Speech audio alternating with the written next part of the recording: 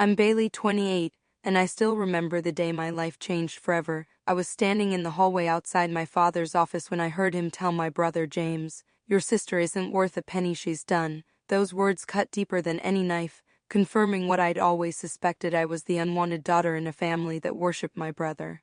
That day, I made a silent promise to myself that I would prove him wrong no matter what it took. Before I continue with my story, let me know where you're watching from in the comments below. Hit that like button and subscribe if you've ever had to prove someone wrong who underestimated you. Growing up in Rochester, Minnesota, our house was the typical suburban dream with the perfect lawn and white picket fence, but inside, the family dynamic was far from perfect. My father, Richard, built his business consulting company from scratch and took immense pride in it. From the moment my brother James was born, 3 years before me, my father had his successor. The Thompson business would pass from father to son. That was the plan, set in stone. My mother, Karen, was a gentle soul who loved both her children but lacked the strength to stand up to my father's blatant favoritism. She'd slip me extra dessert when Dad wasn't looking or whisper "I'm proud of you" when he ignored my achievements, but she never confronted him directly. The different treatment was evident from our earliest years. On James's birthday, there were elaborate parties with dozens of kids, bouncy houses, and expensive gifts. For mine, there would be a small family gathering with practical presents. When James brought home a C in math, Dad would say, "That's okay, son, numbers aren't everything in business." When I brought home straight A's, it was met with, "That's expected."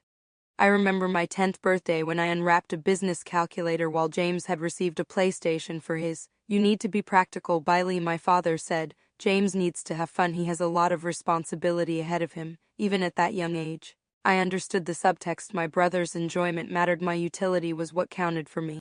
School became my sanctuary and my battleground. If academic excellence couldn't win my father's approval, at least it could win me scholarships and a way out. I joined every business club, participated in every math competition, and stayed up late studying economics books from the library. My teachers noticed, "Bailey has a remarkable mind for business," my economics teacher told my parents during a conference. My father nodded politely before asking about James's progress in the same class, where he was barely passing. One particular memory stands out. I was 15 and I had just won the state business plan competition with a concept for a sustainable delivery service. The local newspaper wanted to interview me. My father refused to let them take photos at our house. "It's not a serious achievement," he told me later. "Wait until you've actually built something real like I did." 2 weeks later, he took a day off work to attend James's participation in a regional baseball tournament where his team placed 4th.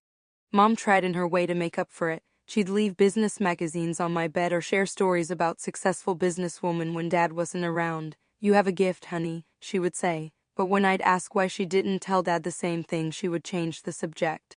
By my senior year of high school, I had accepted my place in the family hierarchy. James was the heir apparent. Despite his mediocre grades and limited interest in business, I was the dutiful daughter who would eventually be expected to marry well and have children. My achievements were curiosities, not points of pride for the family. The strangest part was that James and I actually got along well when our parents weren't around. He would sometimes acknowledge the unfairness. "Dad's old school," he'd say with an apologetic shrug. "I don't know why he can't see how smart you are," but he never challenged our father directly. The family dynamic was too comfortable for him to risk disrupting it. The more my father dismissed me, the more determined I became. Each slight, each overlooked achievement, each comparison to James, they all became fuel for a fire that would eventually burn brighter than anyone in my family could have imagined. I didn't just want success anymore, I needed it to prove my worth. Not just to my father but to myself. My high school graduation should have been one of the proudest days of my life. I had worked tirelessly for 4 years, maintaining a perfect PA while participating in numerous extracurricular activities. When the principal announced me as valedictorian, I scanned the audience for my family. Mom and my grandmother were there, beaming with pride, but the 2 seats reserved for Dad and James were conspicuously empty. Later that evening, when they finally returned home from James's baseball game in a neighboring town, Dad clapped me on the shoulder. "Sorry we missed it, Bailey. James hit the winning run in the semifinal. Couldn't leave in the middle of the tournament." He handed me a small envelope with a $100 gift card inside. "Congratulations on your speech thing." I didn't tell him that I'd been offered a full scholarship to Princeton University's business program. I waited until dinner the following week when everyone was present. Princeton, my father repeated, setting down his fork. For business? Yes, I said, unable to hide my excitement. Full scholarship. My mother gasped, Bailey, that's wonderful.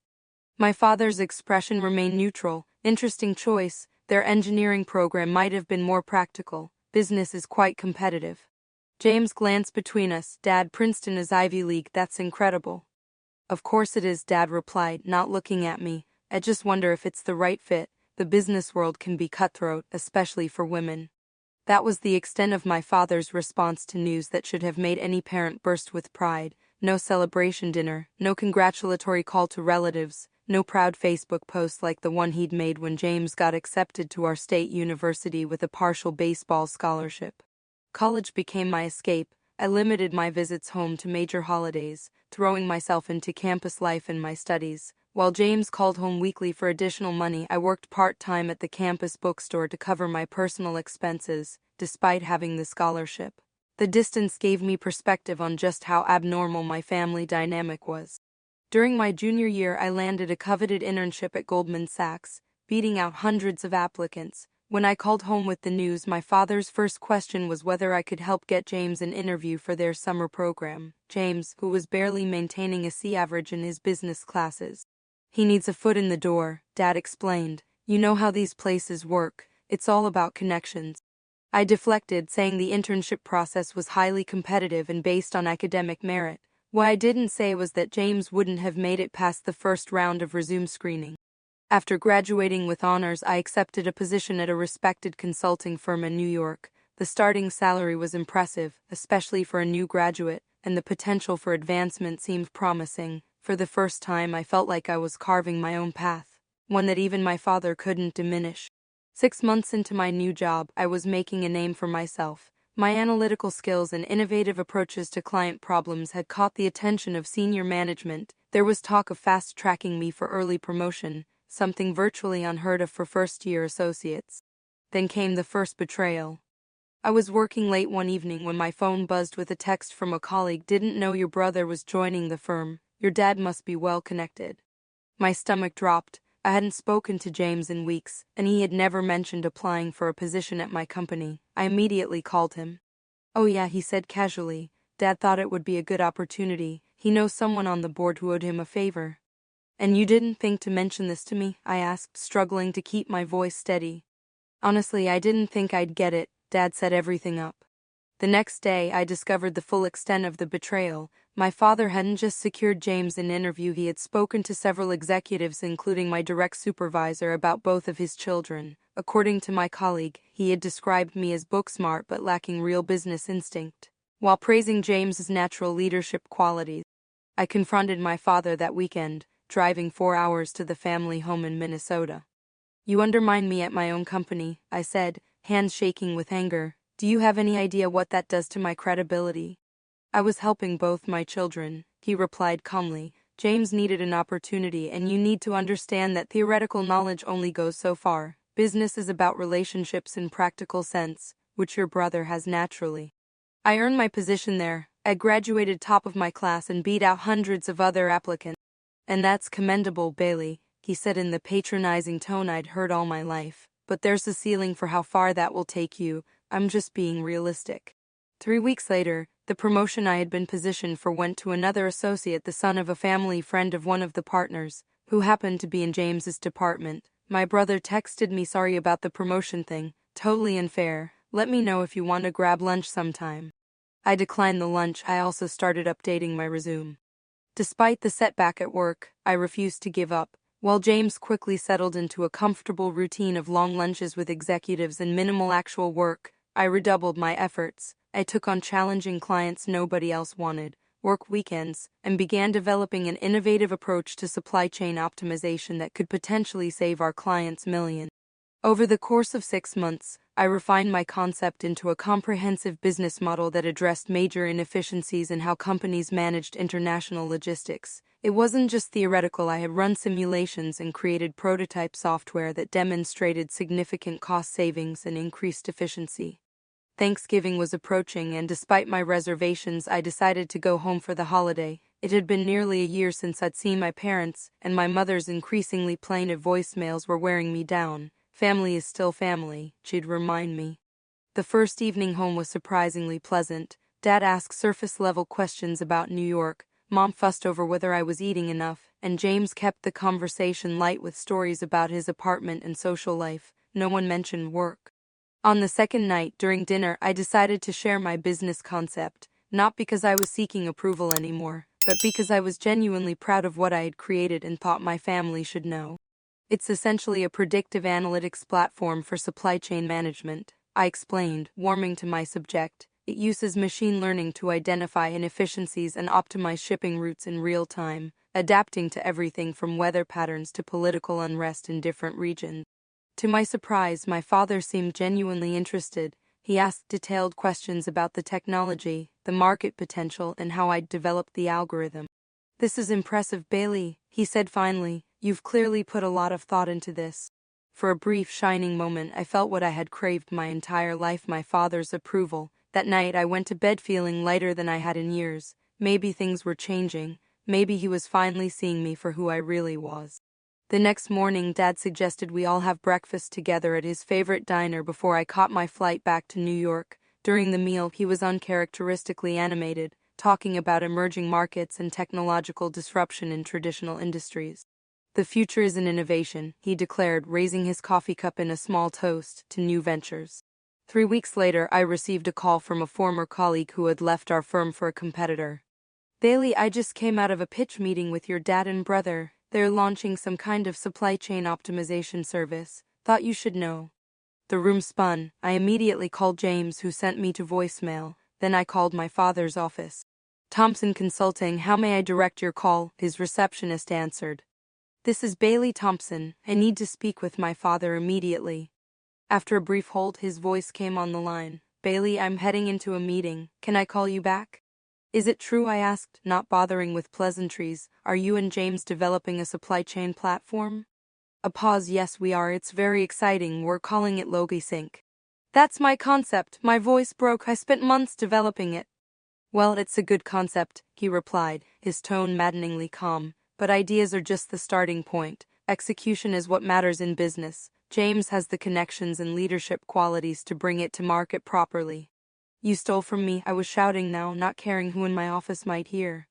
"Bailey, let's be reasonable. You shared a business idea at the dinner table. You didn't patent it or have any concrete plans to develop it.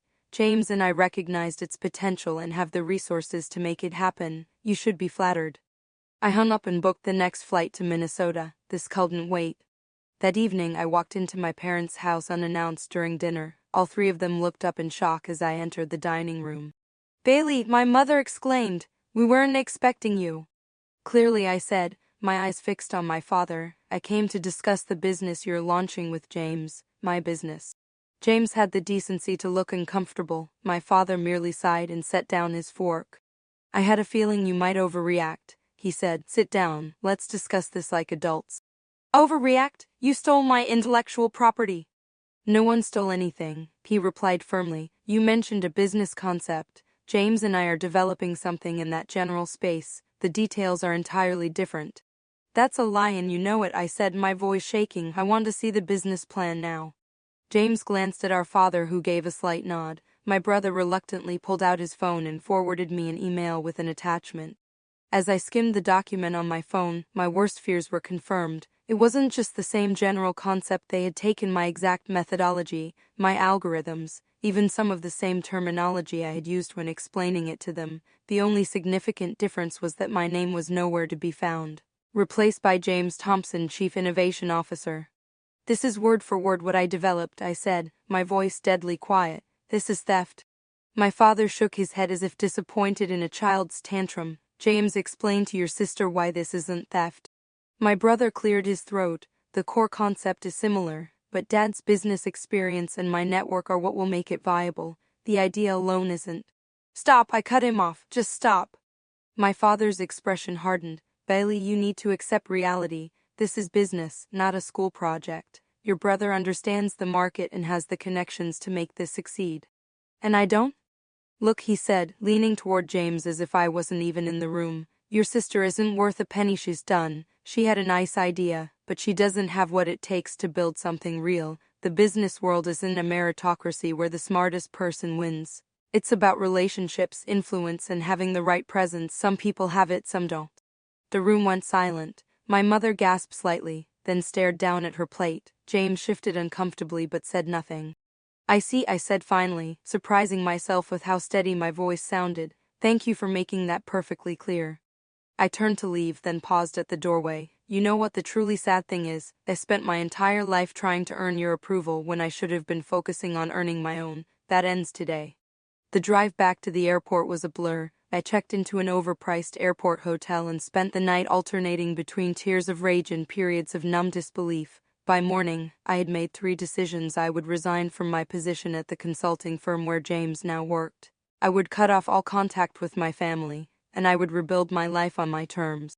The next few months were the darkest of my life. I moved to a tiny studio apartment in Brooklyn that I could barely afford, took a significant step down to an entry-level position at a smaller firm, and spent many nights questioning everything about myself. Had I overreacted? Was my father right about me? Did I truly not have what it took to succeed in business?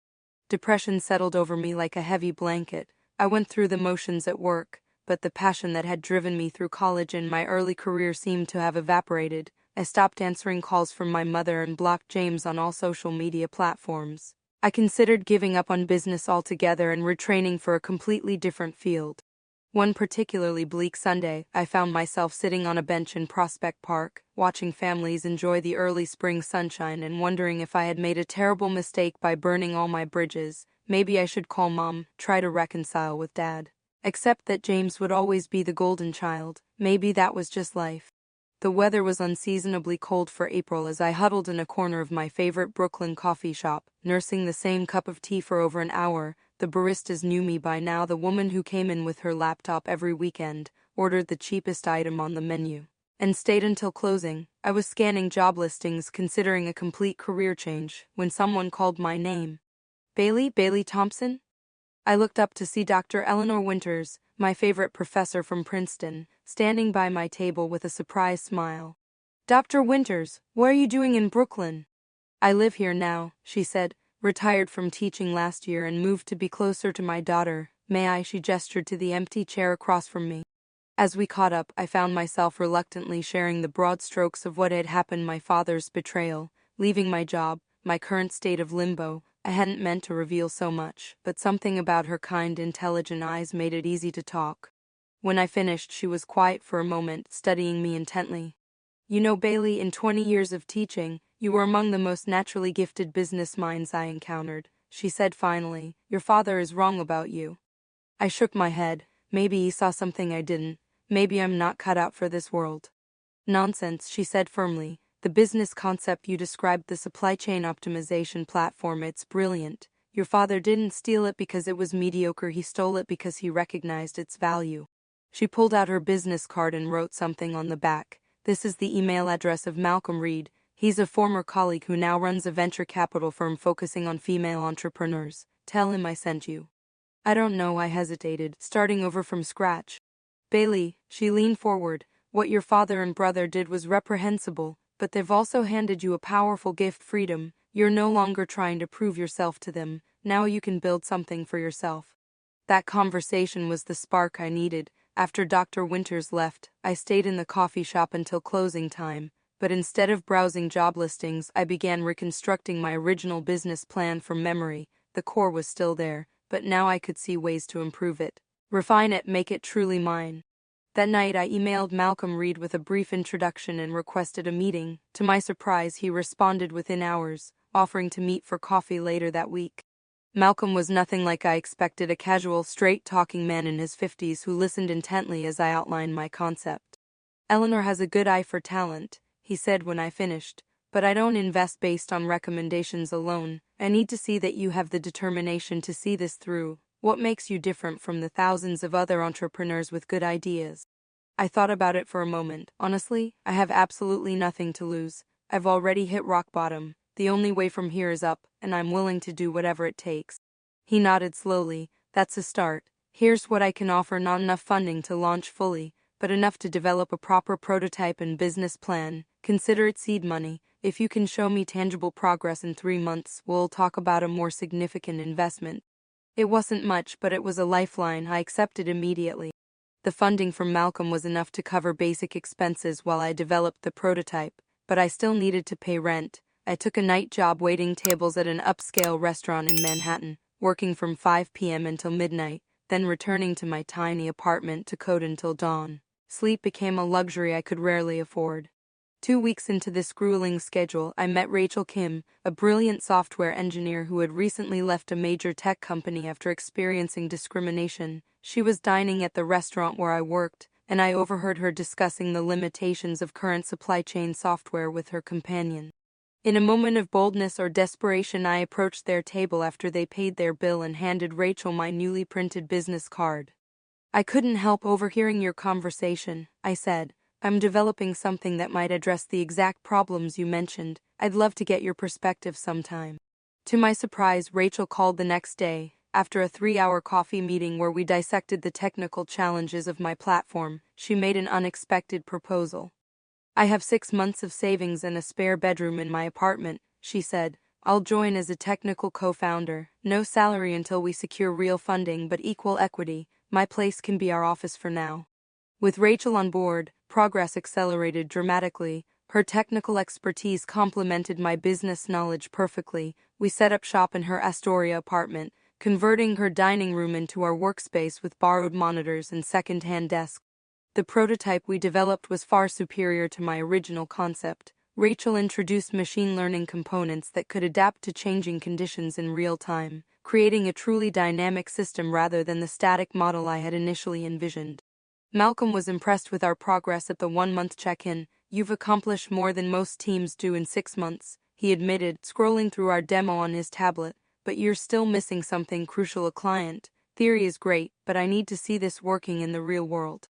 He was right, of course. Without a client willing to implement our system, we couldn't prove its value, and without proof of concept, securing additional funding would be nearly impossible. For the next 2 weeks, Rachel and I cold called logistics companies, manufacturers, and retailers, anyone who might benefit from our platform. We faced rejection after rejection, most potential clients unwilling to take a chance on an unproven startup with no track record. Then, on our 43rd call, we reached Barbara Chen, the operations director for a medium-sized electronics manufacturer struggling with supply chain disruptions due to recent tariff changes. "We're desperate enough to try something new," she told us after our pitch. "Our current system is costing us more than it's saving. You can't possibly make it worse." It wasn't the most enthusiastic endorsement, but it was an opportunity. Barbara agreed to implement our system alongside their existing one for a trial period of 30 days. If we could demonstrate measurable improvements, they would sign on as a paying client. We worked around the clock to customize our platform for their specific needs, sleeping on the floor of Rachel's apartment when exhaustion overcame us. The night before implementation, we ordered pizza and raised paper cups of cheap wine and a toast. To proving them wrong, Rachel said, knowing my history by now. To building something that matters, I countered. 2 weeks into the trial, Barbara called with news that sent us dancing around the apartment. Our system had already identified cost savings of 22 compared to their previous process, and delivery times had improved by nearly 30. "Whatever you're doing, it's working," she said, "and I've mentioned you to some colleagues at other companies who are facing similar challenges." By the end of the 30-day trial, we had signed our first official contract and had meetings scheduled with 3 additional potential clients. When we met with Malcolm again, he brought 2 other partners from his firm. "You've got something special here," he told us after our presentation. "We're prepared to offer you proper series of funding, enough to rent real office space, hire a small team, and fully develop the platform." That night, as Rachel and I celebrated with a proper dinner at a restaurant where I wasn't on the serving staff, I realized that for the first time in months, I hadn't thought about my father or brother all day. I was too busy building my own success to worry about theirs. With Malcolm's investment secured, we leased a small office space in a converted warehouse in Brooklyn. The space wasn't glamorous: exposed brick walls, creaking floors, and temperamental heating, but it was ours. We christened our company Adaptive Logistics, and our logo featured a stylized phoenix rising from ashes. Rachel pretended not to notice the symbolism. Our first year was a constant battle. We hired carefully, bringing on a small team of developers and a sales director who believed in our vision enough to take a risk on an unproven startup. Every new client was hard-won, requiring endless demonstrations, negotiations, and customizations. The learning curve was steep and often painful. Our system crashed during a demonstration for a major potential client. A coding error resulted in incorrect recommendations that cost an early client thousands before we caught and corrected it. There were weeks when making payroll seemed impossible, and I returned to waiting tables on weekends just to keep us afloat. But there were victories too. Our first client, Barbara Chen, became our most vocal advocate, referring us to her entire professional network. A logistics trade publication featured our platform in a small write-up, bringing unexpected attention. A tech blog mentioned us as a female-founded startup to watch, which brought a flurry of inquiries. The male-dominated nature of the logistics and supply chain industry presented its own challenges. At industry conferences, Rachel and I were routinely mistaken for assistants or marketing staff rather than the founders and technical leaders of our company. Potential clients would ask to speak with the person in charge when we were already in the room. We learned to use these assumptions to our advantage. The underestimated have nothing to lose became our unofficial motto. When competitors dismissed us, we worked harder, moved faster, and gradually built a reputation for delivering results that couldn't be ignored. Our approach to company culture was deliberately different from the environments where we had previously worked. We built flexibility into our policies, knowing firsthand how personal circumstances could impact professional performance. We instituted transparent salary structures to prevent the gender pay gaps we had both experienced. We celebrated failures as learning opportunities rather than reasons for shame. 9 months after our launch, a major industry publication ran a feature on innovative supply chain solutions, with adaptive logistics highlighted as a promising newcomer disrupting traditional approaches. The article mentioned my name and background, including my previous position at the consulting firm. 3 days later, I received my first contact from family in over a year. A text from James: "Saw the article about your company, pretty impressive. Didn't know you were doing so well." I didn't respond. The following week my mother called, leaving a voicemail that I listened to with mixed emotions. "Bailey, honey, I saw that article about your company. I'm so proud of you. Your father saw it too. Please call me back. I miss you." I saved the message but didn't return the call. I wasn't ready. As we approached the end of our first year, we faced a crucial decision. Our client list had grown to 12 companies, ranging from small manufacturers to mid-sized retail chains. Our original office was now cramped with 15 employees. We needed to expand, but that meant raising more capital.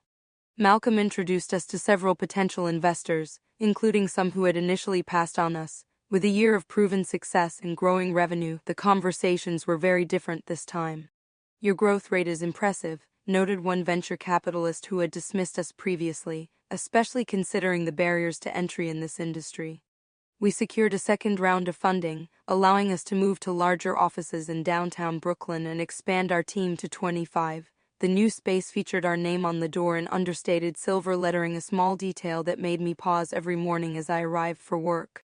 It was around this time that I first became aware that Adaptive Logistics was now a direct competitor to my father's company. A potential client mentioned during a meeting that they were considering solutions from both our company and Thompson Consulting. "We've been using Thompson for years," the procurement director explained, "but their LogiSync platform seems outdated compared to your adaptive system."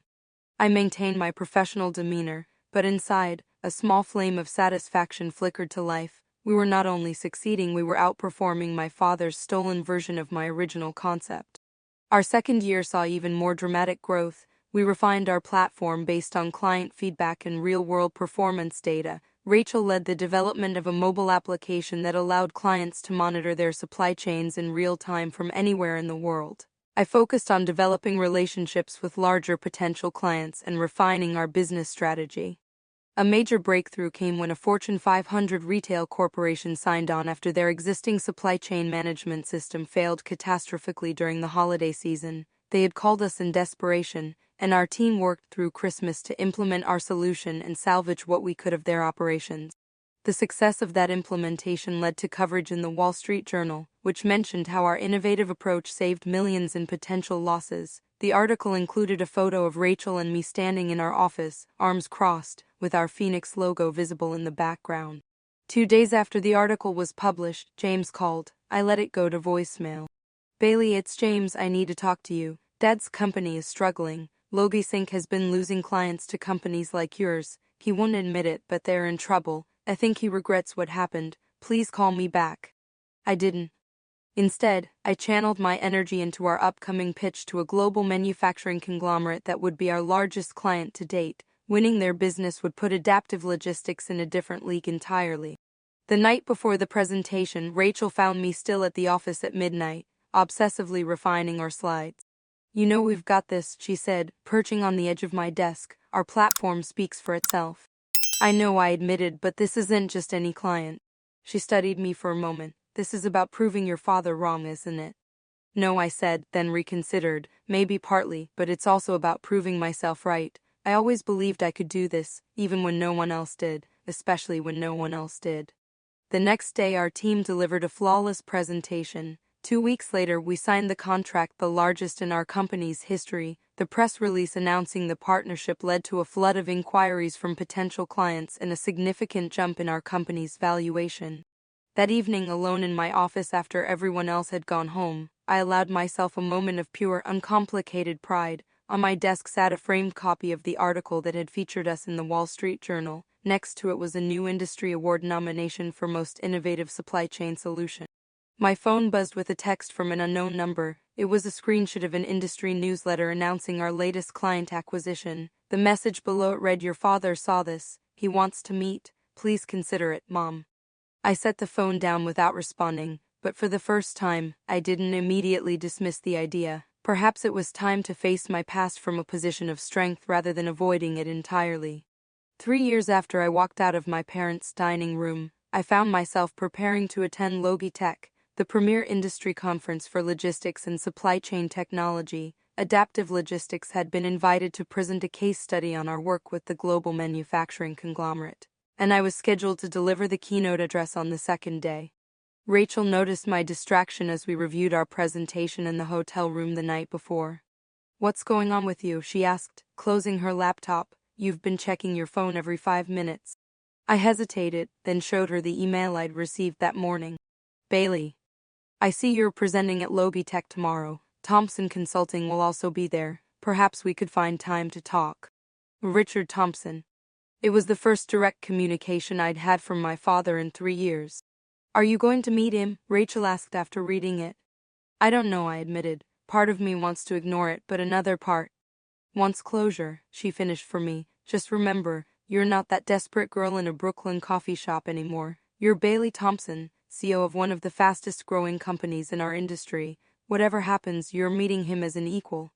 The next morning, I delivered our presentation to a packed room. The audience responded enthusiastically to our case study, and the Q&A session ran long with thoughtful questions about our methodology and results. As people filed out afterward, I caught a glimpse of my father at the back of the room, watching me with an unreadable expression.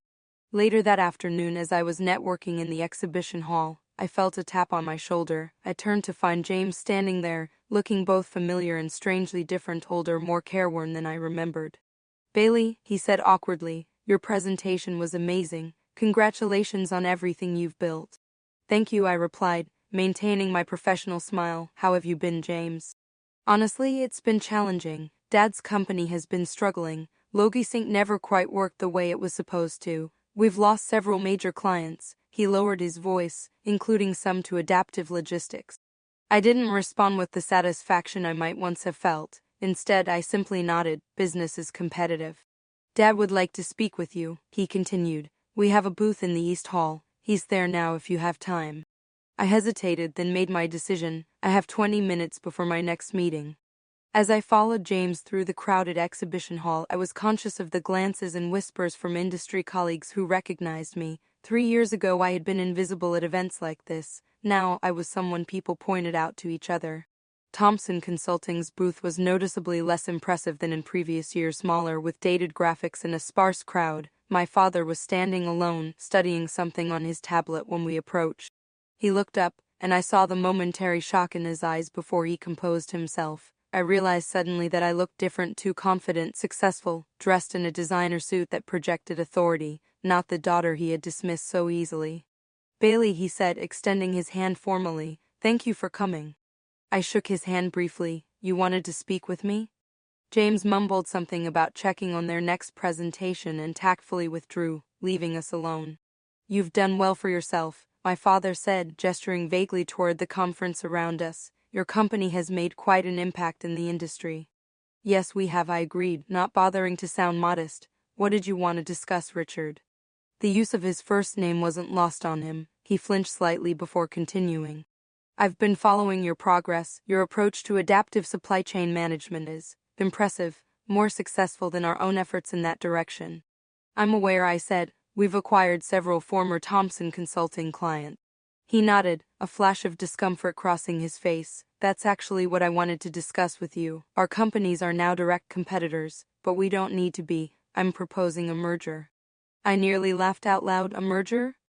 "A strategic partnership," he amended. "Thompson Consulting has the established client base and industry relationships. Adaptive Logistics has the superior technology. Together we could dominate the market." "And who would lead this partnership?" I asked, already knowing the answer.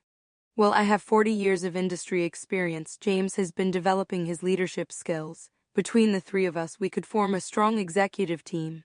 There it was. Even now, he couldn't bring himself to acknowledge that I should lead what was essentially my creation. "Let me be clear," I said, keeping my voice steady. "Adaptive Logistics is not for sale or merger. We're doing quite well on our own, acquiring clients including yours based on the strength of our platform and results." His expression hardened slightly. "Bailey, be reasonable. You've proven your point. You've built something successful. But there's a ceiling to what you can achieve as a small company. The industry is consolidating. Larger players are acquiring innovative startups like yours every day." "Is that what this is about?" I asked suddenly. "Are you in financial trouble?" The momentary flicker in his eyes told me everything. Thompson Consulting, the company he had built over decades, the legacy he had been so determined to pass to James, was failing. "We've had some challenges," he admitted reluctantly. "Logisync hasn't performed as expected, development costs were higher than anticipated, and client retention has been an issue." "Because you tried to build something you didn't fully understand," I said quietly. "You took my concept but not the knowledge behind it." Before he could respond, I spotted James returning with another man, my mother's brother, Uncle Robert, who had invested in my father's company years ago. "Bailey," Robert exclaimed, embracing me warmly. "It's been too long. Your mother shows me every article about you. She's incredibly proud." "How is Mom?" I asked, realizing I genuinely wanted to know. "Missing her daughter," he replied pointedly, "but understanding why you needed space. She's been more assertive these past couple of years." My father cleared his throat. "Robert is here because he has a stake in these discussions. As a major investor in Thompson Consulting, he supports the idea of a partnership with Adaptive Logistics." Uncle Robert raised an eyebrow. "Actually, Richard, I'm here because I wanted to see my niece, and having seen what she's built, I'm more inclined to move my investment to her company than continue supporting a failing venture."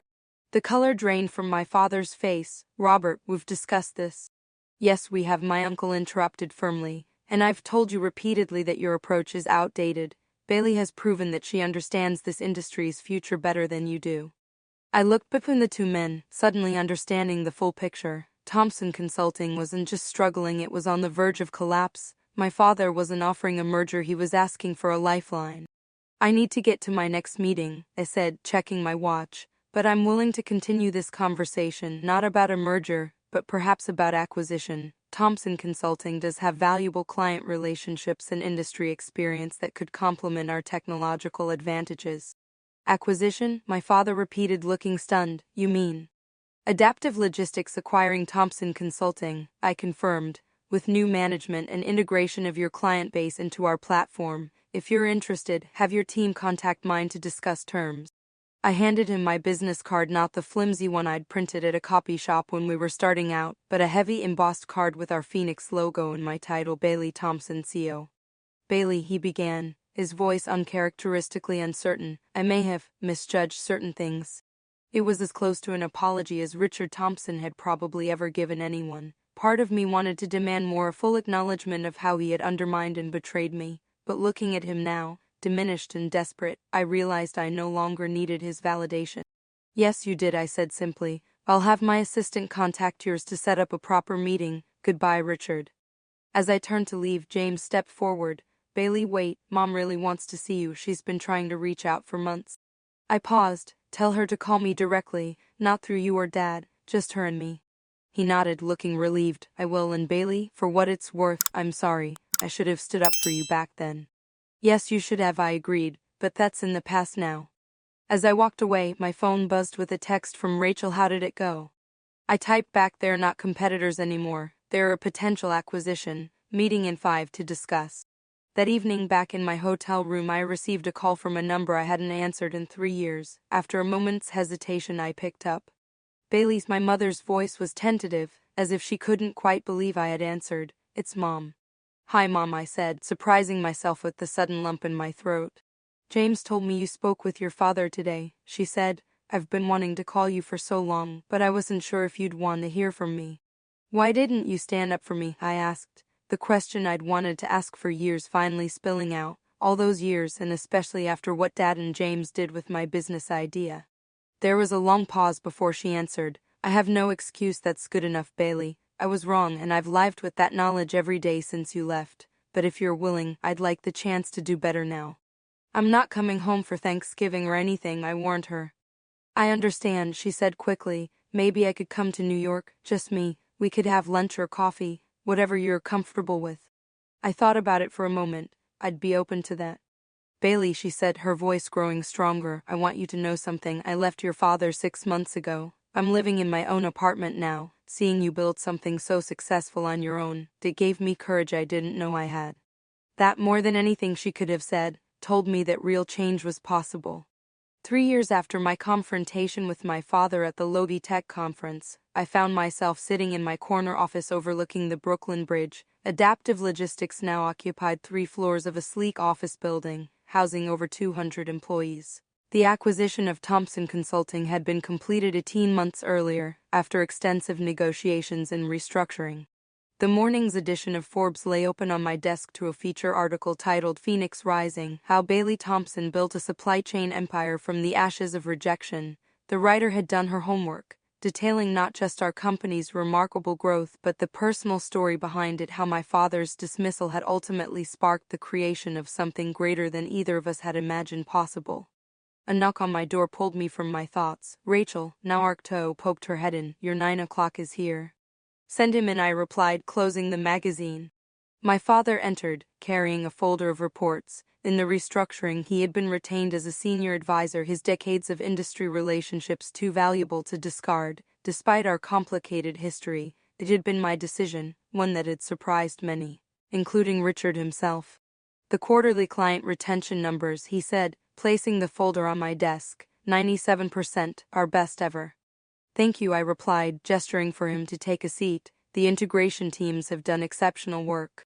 He nodded, a hint of pride crossing his features. The Thompson client base has responded well to the adaptive platform, better than I anticipated, to be honest. Our working relationship had evolved into something I never could have predicted: professional, respectful, and occasionally even productive. Not warm, not father-daughter, but a functioning business partnership that acknowledged both his experience and my authority. I saw the Forbes article, he said after a moment. They did a fair job with the history. I raised an eyebrow, including the part where you told James I wasn't worth a penny. He had the grace to look uncomfortable. I've said and done many things I regret, Bailey. That ranks near the top of the list. It was as close to a direct apology as he ever came. For a man of his generation and temperament, even this much acknowledgement represented significant growth.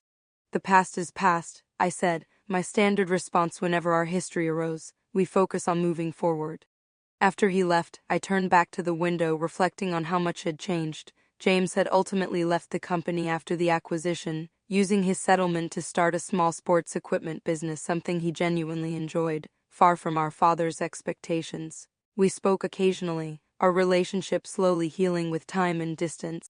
My mother had indeed come to New York for lunch, the first of many such visits that gradually rebuilt our relationship. Free from my father's shadow, she had bloomed into a more confident, outspoken woman who had recently returned to school to finish the degree she had abandoned when she married.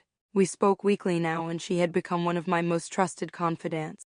My assistant buzzed to remind me of my appointment at Columbia Business School, where I was scheduled to give a guest lecture to BA students on entrepreneurship and overcoming industry bias. These speaking engagements had become a regular part of my schedule, opportunities to share what I had learned and Perhaps more importantly, to help others avoid some of the pitfalls I had encountered.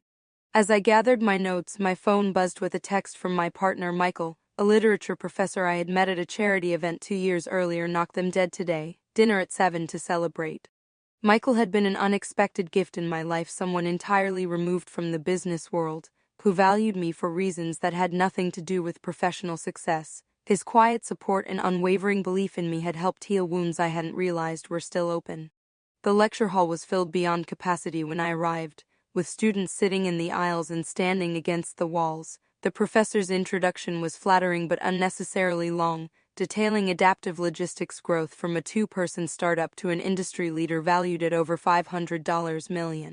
When I finally took the podium, I set aside my prepared notes and began with the story I rarely told in full: how a cutting remark from my father had become the catalyst for everything that followed. "Your sister isn't worth a penny she's done," I quoted, watching the students' expressions shift from surprise to discomfort. Those words, spoken by my father to my brother about me, could have been the end of my story. Instead, they became the beginning. Over the next hour, I shared the unvarnished truth about my journey: the betrayal, the dark months of depression, the grueling work of building something from nothing, and the eventual triumph that had exceeded even my own ambitious dreams. "The business world loves overnight success stories," I told them, "but real success is rarely overnight. It's built in the darkness, in the moments when no one is watching or believing in you except yourself, sometimes not even yourself." I spoke about the importance of resilience, of finding the right partners who complement your skills, and of building a company culture that reflected values you actually believed in rather than hollow corporate platitudes. Success wasn't about proving my father wrong, I concluded. Though I admit that was a powerful motivator initially, true success came when I stopped measuring myself against his expectations and started building something I genuinely believed in, something that solved real problems and created value beyond personal vindication. During the Q&A session, a young woman in the front row raised her hand. "Did you ever forgive your father?" The question hung in the air as I considered how to respond truthfully.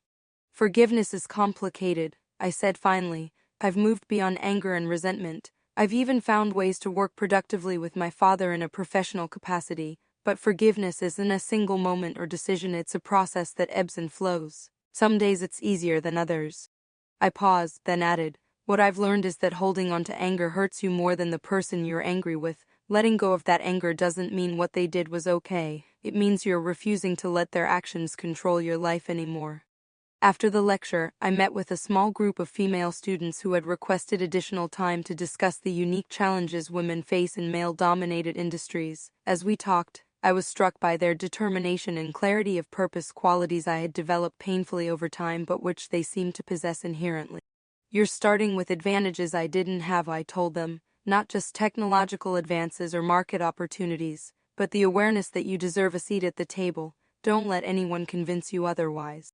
Later that afternoon, I visited the offices of the scholarship program I had established for underestimated entrepreneurs, primarily women and minorities who had innovative ideas but lacked traditional access to startup funding. The program provided not just financial support but mentorship and networking opportunities.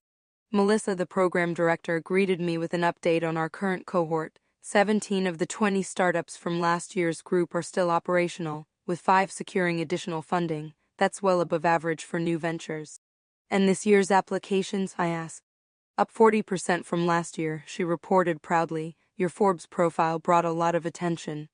As we reviewed the most promising candidates, I was drawn to an application from a young woman whose business concept had been dismissed by her professor as unrealistic despite its solid foundation. The echo of my own experience was unmistakable.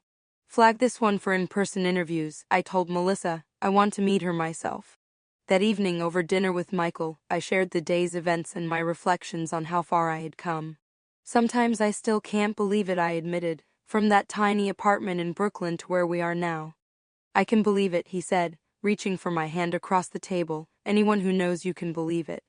His simple faith in me still had the power to bring tears to my eyes, not because it was extraordinary but because it was so steadfast and uncomplicated, the kind of belief I had once desperately sought from my family. The following morning, I was surprised to find my father waiting in my office when I arrived.